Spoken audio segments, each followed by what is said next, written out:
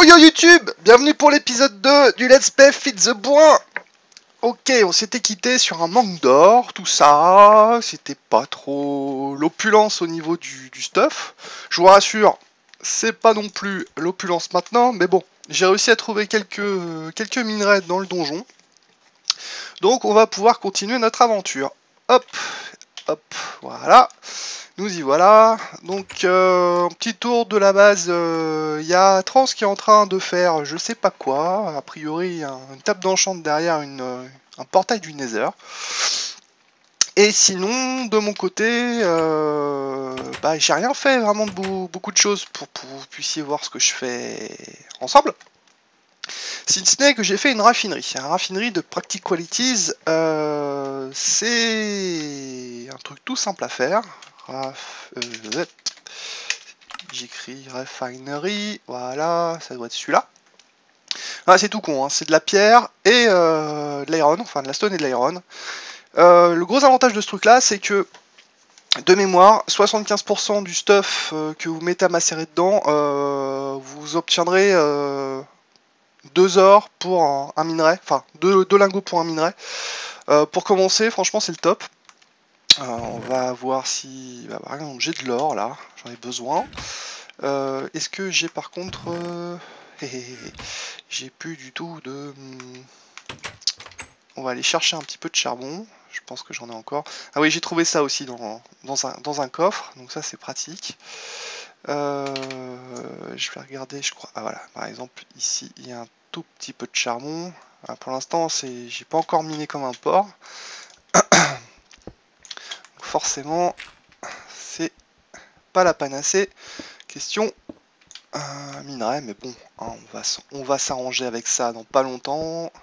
Ça va être plus facile. Il faut savoir que c'est le début de l'aventure, donc forcément, si on mine pas, eh ben, on a que dalle. Bon, alors, juste pour vous montrer, là, je pense qu'on a 5 lingots, donc on a possiblement de quoi macérer 40 minerais.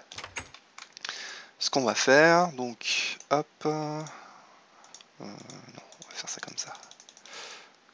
Voilà, donc on place nos minerais, on place nos charbons. Oups. Et donc là on en a 40, on regardera combien on en aura à la sortie d'ici peu de temps. Ça c'est la première chose. Alors, je vais attendre juste d'avoir un tout petit peu d'or pour pouvoir continuer la chose. Donc vous voyez, là déjà on en a 2 pour un seul minerai. Donc ça c'est cool. Je vais me vider un peu mes poches. Qu'est-ce que je peux mettre ici? Alors là, j'avais ce truc-là, ce truc-là, ce truc-là, ce truc-là, ce truc-ci, ce truc-ci. J'essaie un peu déjà de faire un peu de ménage dans mes coffres, histoire de pouvoir m'y retrouver un peu plus facilement. Ah oui, il faut que je plante des arbres aussi, parce que là, j'ai fait ma feignasse, et du coup, j'ai plus de bois, j'ai plus rien du tout. C'est la merde, c'est la merde. Pardon. Donc le minerai, je crois que c'est ici qu'on le remet, voilà, et donc on va aller planter des arbres vite fait. On va mettre le reste de nos plantes là-dedans. On a que je les traite. Ouais, tant pis, c'est pas grave. Voilà, allez hop. Donc j'essaie de trouver un endroit où je vais pas être embêté. Ici de toute façon tout va être terraformé, hein, donc ça va, c'est juste une question de temps. Hop. On va mettre ça là, mettre ça ici, mettre ça là, mettre ça là, mettre ça là, à l'arrache, voilà, ça suffira pour le moment. Ok, alors, tant qu'à faire, on est ici, on va se prendre 6 de trucs comme ça, un truc comme ça, et hop, petite table de craft magique, boum, donc on fait ça, ça, ça, ça, et voilà. Et on a notre mana spreader. Alors le mana spreader, que je vous montre un petit truc aussi, parce qu'au début c'est pas forcément évident. Donc je vais placer mon mana spreader à côté de ma petite fleur. Là je fais exprès de ne pas l'orienter à côté de mon mana pool, tout simplement pour vous montrer quelque chose. Voilà, ici, attendez, là avec la Wand of the Forest en main, on peut voir dans quelle direction part le mana. Sinon, il suffit pas, si on n'est pas idiot, il suffit de regarder où part le truc vert. Sauf que, si je fais un shift-clic droit dessus, vous voyez qu'il change. Il change d'orientation. Et si je lui dis d'aller par là, en faisant un shift-clic droit, oups, non, il veut pas.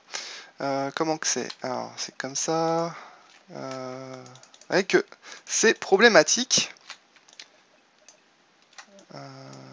Hop, comment il veut faire? Donc là, vous voyez qu'il se remplit, hein, mine de rien.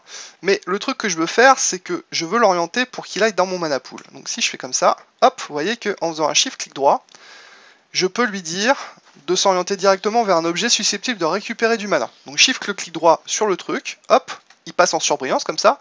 Shift-clic droit sur la destination. Et vous voyez qu'il s'oriente. Donc là maintenant, notre mana pool va commencer à se remplir gentiment avec du mana. Petite chose que je voulais vous montrer aussi, c'est regardez, un mana spreader a une certaine vélocité, entre guillemets, pour envoyer du mana. Au bout d'un certain moment, si on le fait comme ça, hop, non, tu veux pas? Bon, on va le péter, c'est pas grave. On va prendre une hache, ça ira plus vite, voilà. Si je le mets, bon, on va le mettre comme ça. Voilà. Donc normalement le mana spreader se place face à vous. Voilà. Et donc, regardez. Vous voyez que ici il y a un petit point vert. Ça c'est la limite au-delà duquel le mana qui est envoyé par le mana spreader va commencer à diminuer. Donc, quand vous placez vos mana spreaders, évitez de dépasser cette limite, puisque après, en fait, le montant de mana envoyé sera moindre par rapport à celui que vous allez recevoir. Ok?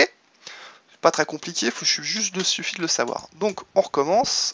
Voilà, on le replace. On va le mettre ici. Hop. Plutôt là. Hop, on va le mettre ici. Hop. Et notre mana spreader, on va le mettre ici. Et logiquement, si on regarde, voilà, par défaut, il se met correctement dans le mana pool. Où là, il y a la Blood Moon qui est en Rising, donc c'est, on va aller se coucher. Normalement, j'ai fait les choses bien comme il faut, donc ça devrait le faire. Parce que la Blood Moon, c'est létal, très très létal. Donc pour éviter ça, c'est qu'il y a 300%, 400% de mobs qui spawnent en plus, et ils sont complètement malades. Donc hop, on va essayer de se coucher. Non, on va pas essayer de se coucher. Bon, c'est pas grave. Ah, c'est bon, on a réussi à dormir. Alors par défaut, normalement, on peut pas dormir pendant une Blood Moon, sauf en modifiant les configurations du mode qui s'appelle Random Things. Excusez-moi, petite taf, et dans ces cas-là, au moins, on peut la laisser, mais on peut lui dire que si on a envie de dormir, c'est possible de le faire, puisque là, par défaut, sinon, vous êtes condamné à attendre que la nuit passe, soit en vous déconnectant du serveur, soit en serrant les fesses et en restant dans votre maison sans bouger. Donc, là, normalement, on devrait avoir du mana qui devrait commencer à sortir, s'il veut bien. Donc là évidemment avec une seule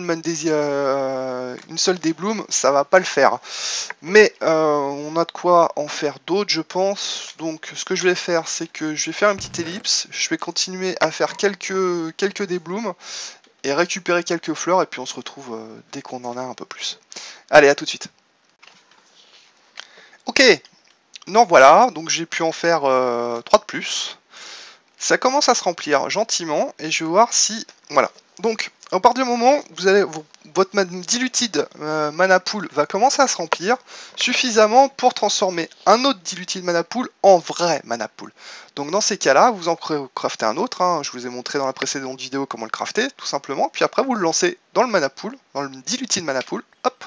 Et on obtient donc un nouveau mana pool qu'on va remplacer. Hop.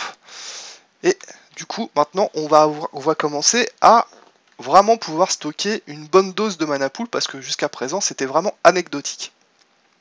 Celui-là, en attendant, je le remets dans le coffre de Botania. Et je voulais montrer aussi que entre temps, donc il s'est pas passé, il a dû se passer 5-6 minutes hein, depuis à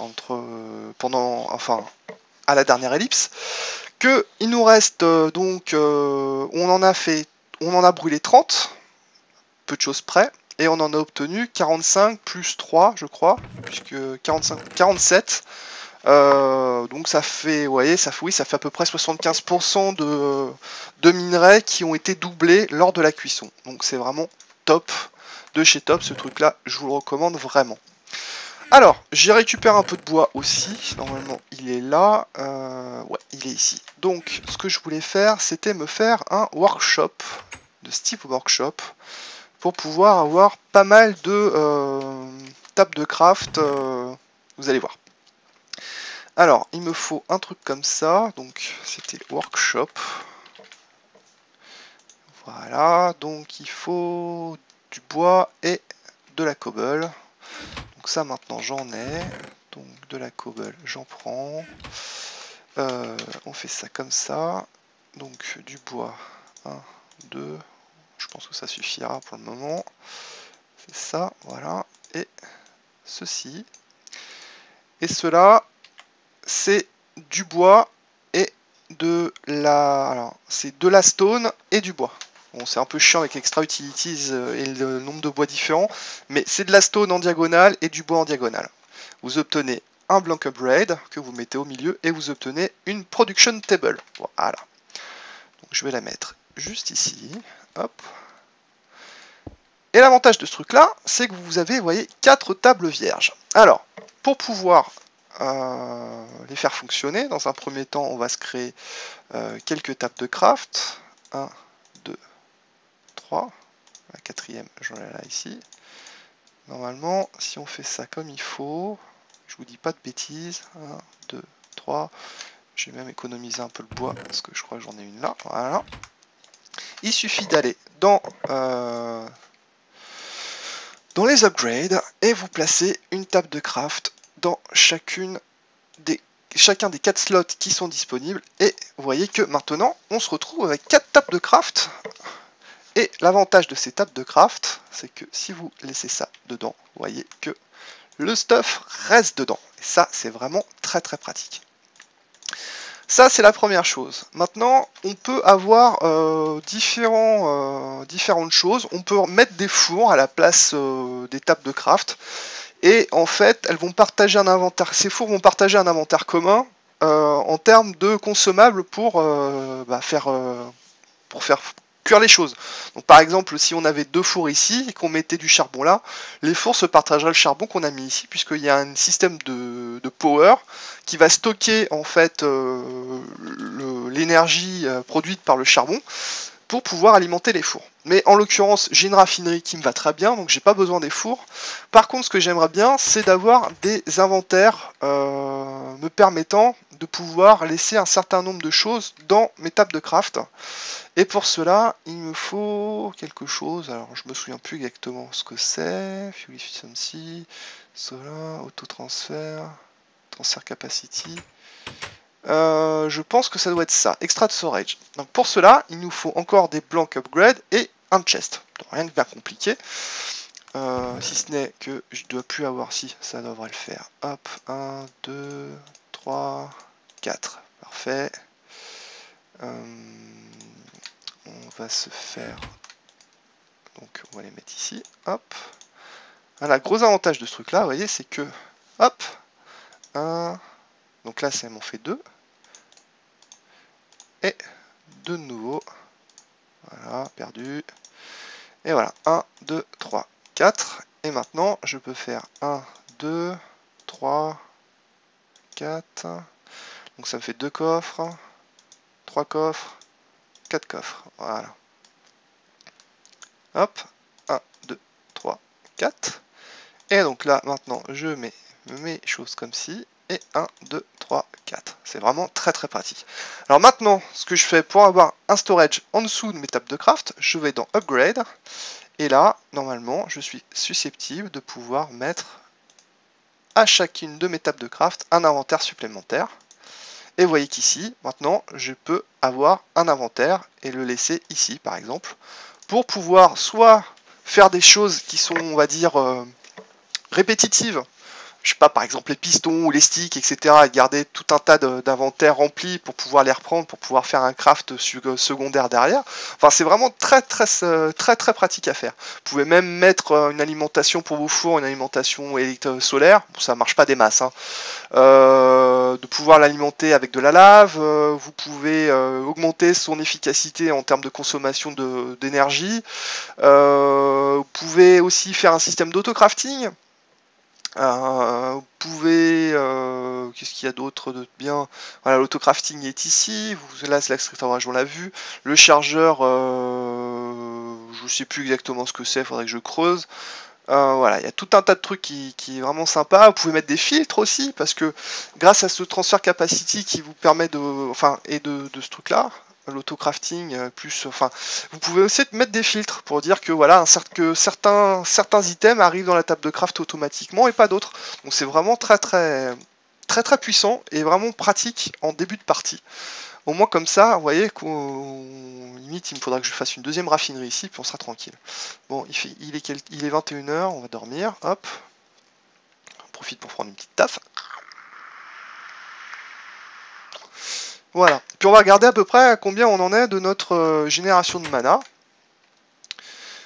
Et puis je vais regarder à combien on en est après en termes de temps de vidéo, parce que ça papote, ça papote. Donc vous voyez que bon, là avec 4D Bloom, c'est pas le Pérou non plus, hein. Donc le but du jeu maintenant, c'est de trouver rapidement autre chose pour générer de la mana. Donc la prochaine étape, si on reprend notre bouquin, hop, voilà. Donc on va regarder dans les Generating Flora, ce sont les fleurs qui génèrent du mana. Et puis on a d'autres fleurs, les Functional Flora, qui permettent de faire des choses bien cool avec du mana. Pour les non-anglophones, ouais, au moins vous saurez la différence. Alors, la deuxième étape, je pense que c'est l'Endoflamme, qui nous dit que le débloom c'est bien et bon pour commencer, mais un botaniste a besoin de beaucoup plus de mana et une façon beaucoup plus efficace de générer du mana. L'Endoflamme fait exactement ça. Il absorbe tout combustible en item ou en bloc dans son périmètre. Pour le moment, il explique que c'est uniquement une case autour de la fleur qui permet de récupérer le consommable, et va le brûler en générant de manière passive du mana avec le fuel consommé. Donc, qu'est-ce qu'il dit? Ah oui, il explique aussi que par contre il y a une petite limitation, c'est qu'il n'est pas capable de brûler par exemple des choses qui contiennent du consommable comme de la lave, comme des seaux de lave par exemple. Ça c'est pas possible. Et dû à son comportement, un open crate, donc c'est un espèce de dropper vraiment précis qui fait partie de Botania.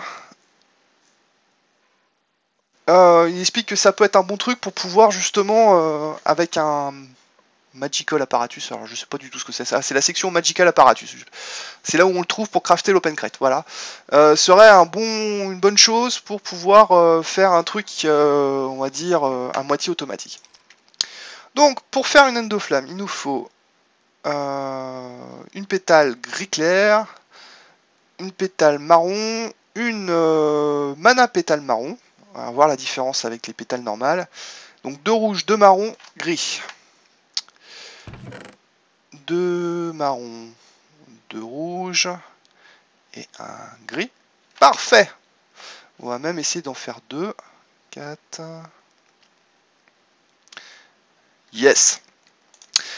C'est bon, on a les droits. Alors, en revanche, il va falloir faire des mana pétales. Et ces mana pétales, vous voyez que pour l'instant, on n'a pas la possibilité d'en faire transformer ces pétales en mana pétales. Par contre, je sais que l'Amitrance derrière a aussi commencé Botania. Donc vous regardez pas, hein, c'est juste... parce que je sais pas s'il va faire une vidéo dessus ou pas. En l'occurrence, là, voilà. 1, 2, 3, 4. Voilà. On n'a rien vu. Hop, et une petite ellipse. Bon, mes enfants étaient rentrés de course avec leur maman, donc c'est pour ça que j'ai fait une petite ellipse. Je vous demande pardon. Ok, donc maintenant on va pouvoir faire des endoflammes. Alors les endoflammes, vous vous souvenez du pattern, donc c'est... hop, on va prendre ça comme ça. On va prendre ça comme ça, voilà. Ah mince, j'ai plus de graines. Si, je crois que j'avais pris des graines, elles sont parties où? Hop, les graines sont là, voilà.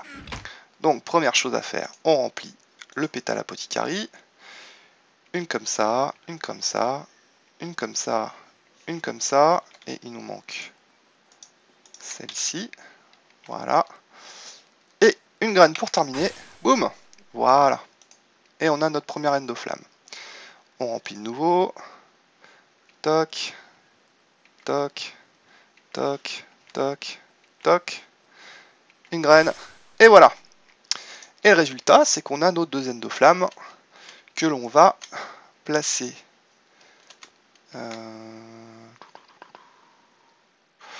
On va les placer ici et là. Et toi, tu vas te mettre ici. Voilà. Maintenant, on va essayer de récupérer encore un petit peu de charbon, si j'en trouve. Il faudrait que je fasse du charcoal à l'occasion. Parce que là, je suis vraiment en... Tiens, il y a du charbon là-bas. On va y aller vite fait. Alors, par contre, si vous avez du GregTech dans votre modpack, faites attention au charcoal parce que en fonction du faites attention au charbon que vous utilisez parce qu'en fonction du charbon que vous prenez, si le créateur du modpack vous a laissé la possibilité de garder les minerais vanilla, faites bien attention, regardez sur Wella si c'est bien du Minecraft ou du GregTech, hein, parce que sinon le call de GregTech a besoin d'être macéré pour pouvoir obtenir ce genre de choses. On ne peut pas l'obtenir directement avec la pioche. Oui. Pourquoi faire simple quand on peut faire compliqué? Demandez à GregTech. Mais bon, on l'aime bien quand même. C'est surtout ces machines de milieu et de fin de partie qui sont intéressantes. Je sais pas, par exemple, regardez ici, donc on a du copper de thermal. Mais par contre, ce truc-là ici, on pourrait penser que c'est du charcoal, mais en fait c'est de la magnétite. Voilà. Donc il faut faire attention à ce qu'on garde. Enfin, call or Minecraft. Donc là c'est bon, on peut le prendre. Je sais pas, je trouve pas que ça lag, mais bon. Slash TPS.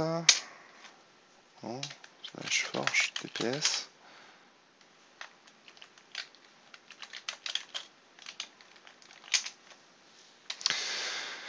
Alors. Oui, bah forcément le début de partie, je suis désolé, hein, ça mine un peu, forcément. Hop. J'essaie de faire ça vite fait, mais bon, pour pouvoir générer du mana et pour continuer, il va falloir quand même avoir un tout petit peu de stuff. Hop là, hop là. Et hop là. Ah, j'ai plus de pioche. Donc on va remonter et on va donner à manger à notre reine de flamme.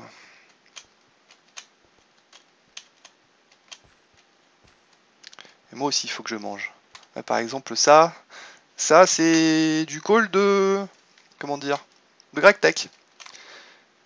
Ça aussi, c'est du call de GregTech. Vous voyez la différence? Donc faut faire attention. Hop.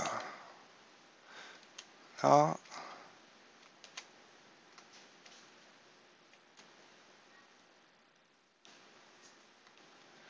Et donc, maintenant, il suffit juste de balancer du call. Vous voyez que la première end of flame commence à émettre des particules. Et si j'en mets une deuxième, l'endoflamme numéro 2 fait de la particule. Par contre, si j'en rajoute ici, le call va rester. Hein. Tant qu'ils n'ont pas terminé de consommer leur call, ils en prendront pas d'autres. Donc c'est pour ça qu'ils expliquent que l'open crate, ça peut être intéressant pour, on va dire, calculer le nombre de temps que met une endoflamme pour consommer tout son combustible, de mettre une certaine tempo et puis d'en balancer une juste derrière. Donc ça peut être pas mal. Petit chat dans la gorge, 2 secondes. Pardon. Et vous voyez que là, le mana se génère beaucoup, mais alors beaucoup plus rapidement. Bon, le mana pool a un taux de stockage qui est énorme, donc vous ne le voyez pas forcément ici. Mais si on regarde là, t'as déjà terminé? Ah oui, d'accord. Hop. Donc là, on peut en laisser quelques-uns d'avance, étant donné que ça met moins de 5 minutes pour les bouffer, ça peut être quand même une bonne solution d'en laisser un petit peu, histoire que ça puisse consommer.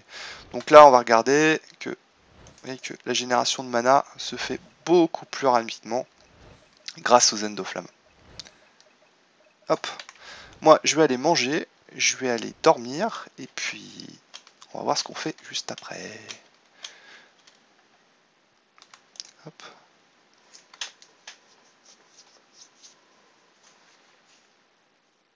Hop, et du miamage.